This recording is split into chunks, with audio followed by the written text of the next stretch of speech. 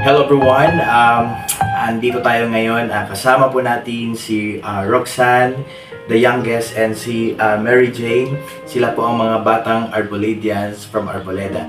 So, para hindi po sila huminto itong taon na ito, kasi syempre sa hirap ng buhay and yung mother nila is nagtatrabaho as a helper, para naman makatulong tayo konting blessing sa mga batang ito. Dahil masasabi ko na masisipag itong mga batang ito at matatalino.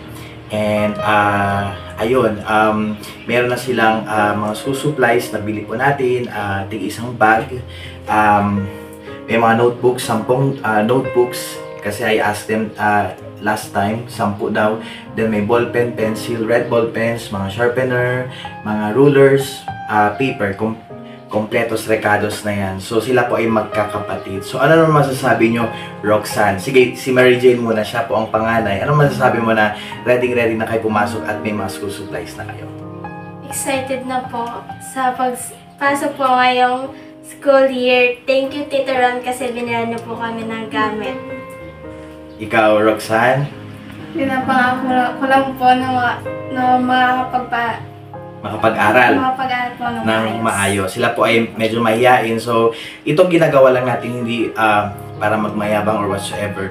Gagawin natin ito to help some of hanggat kaya natin. So, sila yung tinignan natin, pwede natin tulungan.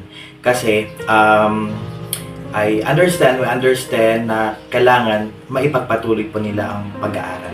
So, kailangan lang is maging good role model kayo sa bawat classmates nyo. Huwag makipag-away. Kailangan maging mabait kayo, maging masipag sa inyong mga teachers, sa school nyo, at maging masunurin kayo. Para one day, maging successful kayo at one day, makatulong din kayo kila mama at papa nyo at makatulong din kayo sa ibang mga tao. So, gagawin natin ito para maging okay ang buhay nyo in the future. So, kailangan maging, kayo ba ay proud maging batang Arboledians? Thank you!